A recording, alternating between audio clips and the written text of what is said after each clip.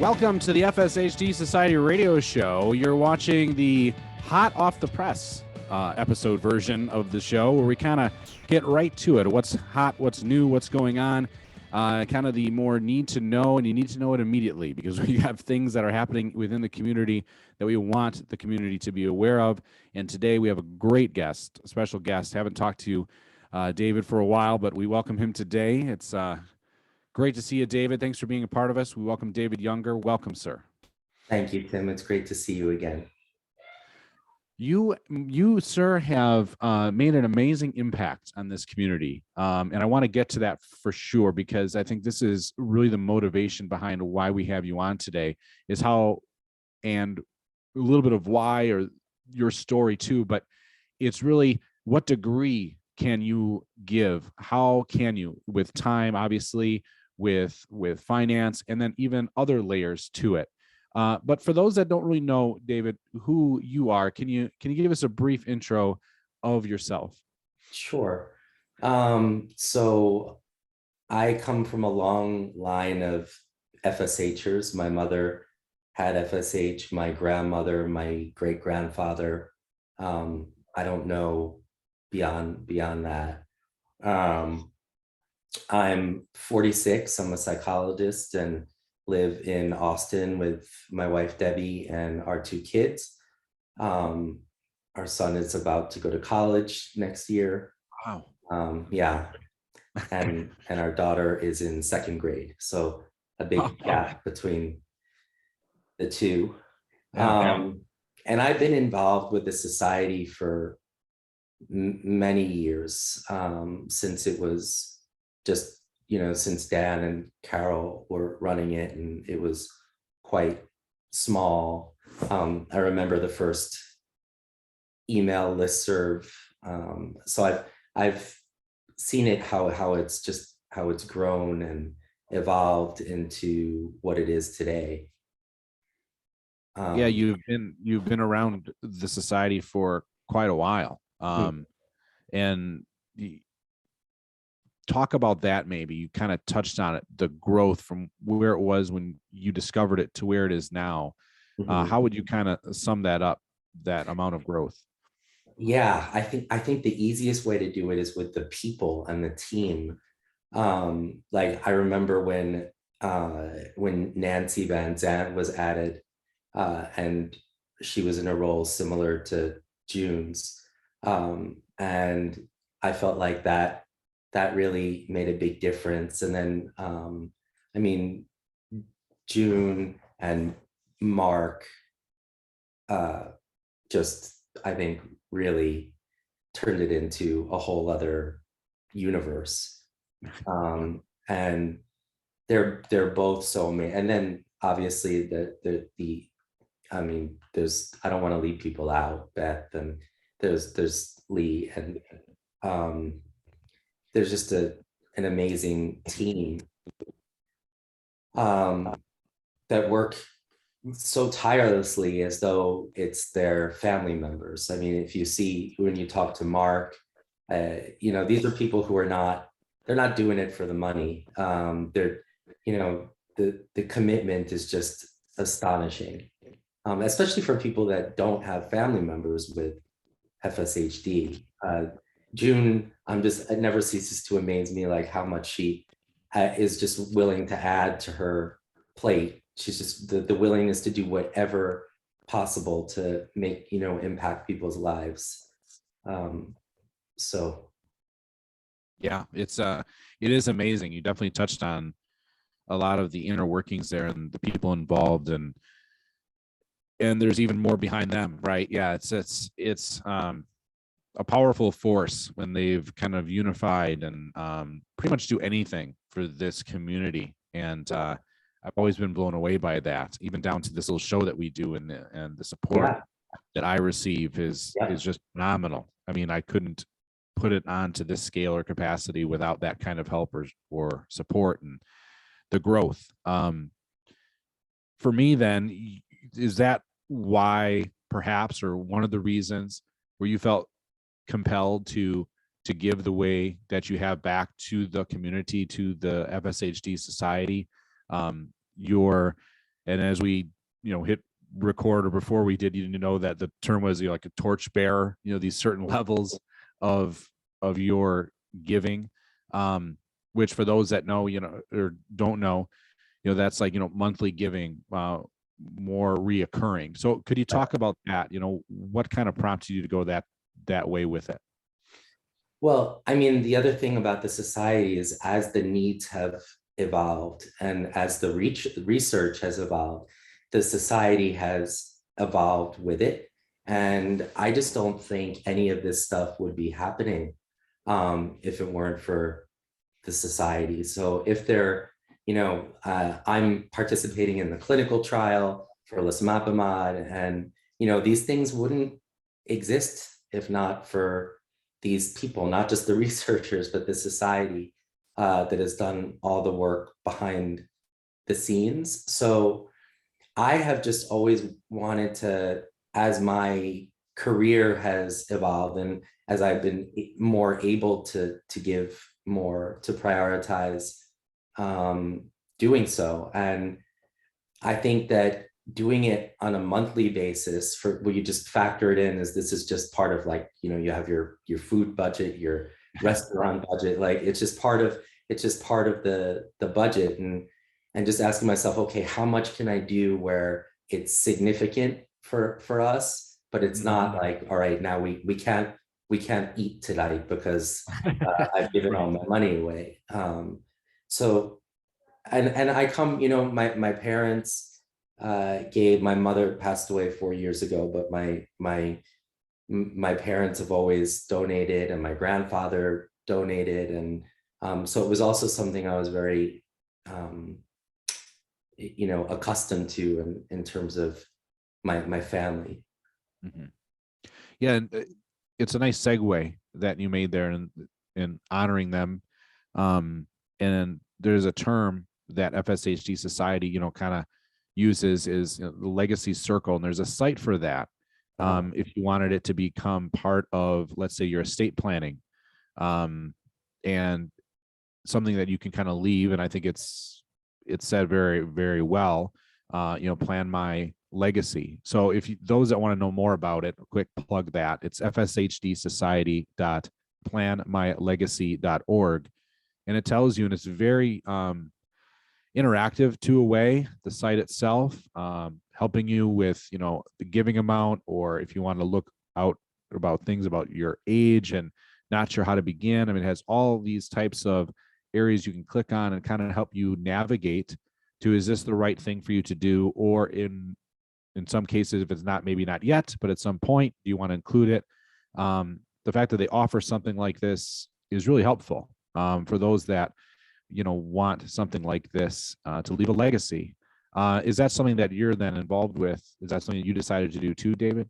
Yes. In fact, we just updated our planning and our wills, and decided to leave money in our wills for the society. And it felt like an important thing to do. Yeah. Yeah, absolutely. I think, we all don't maybe want to address that part of our lives, No. but it has to be. And I think to put it in a frame of what can you do to leave something, an impact behind, to help those. And I think this is a great choice. I have not looked into it at all, to be honest with everybody. I'm just as guilty as some probably watching, maybe the majority, but maybe it's time. Yeah, I'm the same age you are, David, and the way I see it, you're right. I think it's fitting. If it makes sense for you, I really implore people to kind of take a look and do that. I know, like the springtime, there is a push for like a springtime campaign, and when this show is airing, we're ending probably within towards the end of that campaign, and it's a good opportunity, spring renewal, to give now. So if you can look into it, go to the FSHD Society website, also the site I mentioned about maybe legacy, leaving something behind. If you're even curious, it is definitely worth the look. And also, Tim, I just briefly, like a little vignette about, so I know someone who he passed away, but and he had FSHD, and his father had FSHD too, and ended up he had quite a bit of money, and he wasn't involved with the society, the father, and he decided he wanted to leave all of his money for muscular dystrophy, Mm, but he didn't specify to the FSH Society. And okay. frankly, I mean, I'm quite biased, and I hope it's okay to say this, but if there's going to be a choice between leaving it to the MDA or the FSHD Society, and you have FSHD, there's no question, where the money is going to be, Yeah. most effective. Yes. Yeah, I'm really glad that you said that, and it is a bold statement maybe for some. And I have nothing against the MDA, No, but I want something specific for our community, and that's what this is. That's what the FSHD Society is. yes. Um, and I always found us to be kind of like the little brother to the MDA, Mhm. and but we need somebody kind of in our corner, and I think that's what this is about. So I'm glad you Yeah, said that. yeah, Now, the other thing that I wanted to touch on too, since we got a hold of you and put you on this, quick segment, hot off the press, is the other thing that's coming up. There's a deadline too, as this airs in like 2 days, for the early bird sign up for the Connect conference, the Connect event that's happening in June. So I wanted to talk to you a little bit about that. I know you've been on the committee a little bit, a little helping with the planning, from especially probably from the point of view of what you do for a living. Um, and I don't know how much you can really talk about the planning side of it, but maybe also the experience, because I know you've attended some um, online and in person back when it was in Vegas about 10 or so years ago. So I'd love to ask you about your experience with it. yeah. I mean, I think this is the first time it's going to be a hybrid model. So people can attend virtually and people can attend in person, which is wonderful. It just makes it so much more accessible. And I think it's a really great, the way it's broken down. It's going to be a packed couple of days. And one of the days is going to be focused on the research and all the exciting news with clinical trials and what's in the pipeline there, and hearing all the researchers and the different pharmaceutical companies talk about that. And then the other is there's a big community component, the ability to meet other people there, to break out into groups to talk to focus on topics that are of interest. There's a mental health component talk. I think Jen Eggert is going to give a talk about that. There's a physical therapist who's giving a talk about shoulder issues. So there's just a lot of really great information. And also the ability to, if you're someone that likes to socialize and meet others, there's plenty of opportunity for that. If you want to just find out about the research and what's going on, you can do that too. So there's really a lot to offer. Did you find then that you had some, like when you walked in maybe to the conference, if it was virtual or otherwise, and maybe you had some questions in your mind, or where are things going? Did you find that they were answered well when you attended? Oh yeah, and the great thing is it's not, the conference is not too big, so that you can go up to the researchers and just Okay. introduce yourself and say hi. I've been following what you're doing, and I have a question about this, or you can ask in the Q&A portion of the presentations. But it's very intimate in that way. It does feel like a big extended family. Yeah.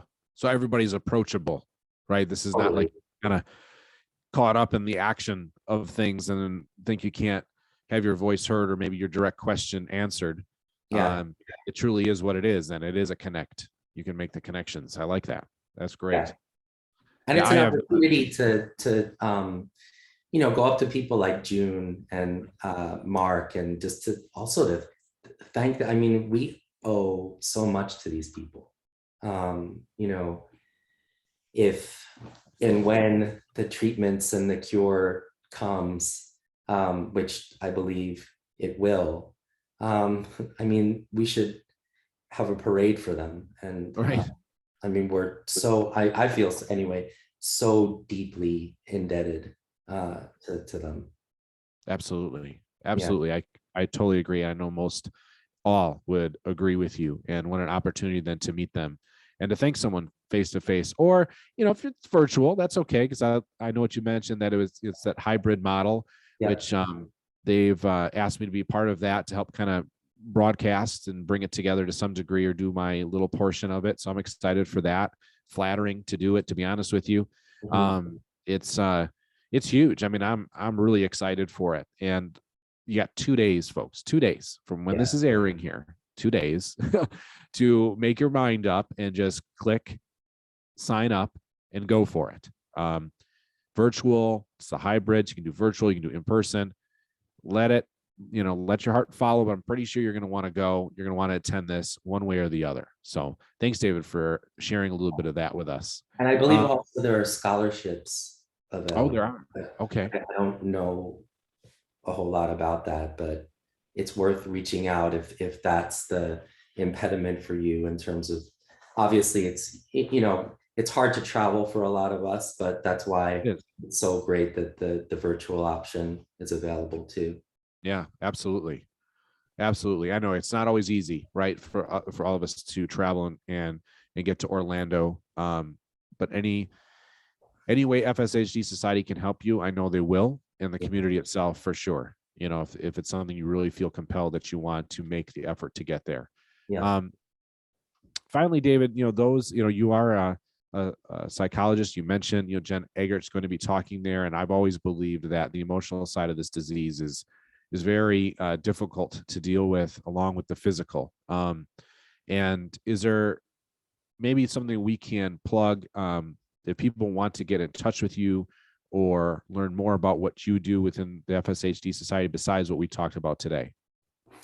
I have a website. It's not very updated, but because most people find me in my practice through referrals Mm-hmm. and word of mouth. So the best way to reach me is to email me at david@dbyounger.com, or you can give me a call. And my website is loveafterkids.com. Nice. I have one of my focuses is on couples and parenting, in addition to working with people with chronic health conditions and other run-of-the-mill issues. Right. Maybe a jack of all trades. Yeah. So if you need to know more about David, that's how you can get in touch with him. Thank you very much, David, for joining us and inspiring those to give and letting them know all the ways they can do so. We appreciate your time. You're welcome, Tim. And just one quick thing before we go, just that Yeah. I thought about in terms of the giving, is that if you think about it, if there are like 1,000, there's more than 1,000 of us. I don't know how many people, but if 1,000 people, and I'm not good with math, so forgive me about this, but if 1,000 people gave $10 a month, only $10 a month, that's $10,000 a month, right? Right. Yes. That's for 10. And if 1,000 people gave $100 a month, that's that's $100,000. Yeah. So we're talking about, this is why it's so important to think of us as a family, and like, what can we all do? It doesn't need to be this dramatic, huge amount, but if we all give what we can, especially in that monthly, basis, it really adds up, and it all goes directly to the research, and there's none of it is wasted. Absolutely. Yeah. Right. Yeah. It's give what you can. A small amount can go a long way. You're right. Yeah. When we add it up, and your math was correct, David. Oh, Good good. job. Thank you. Not my forte. All right. Excellent. Thank you very much all for joining us on the FSHD Society radio show. This has been hot off the press. To learn more about what we talked about today, and don't forget 2 days to sign up for the Connect, visit fshdsociety.org. Take care and good night.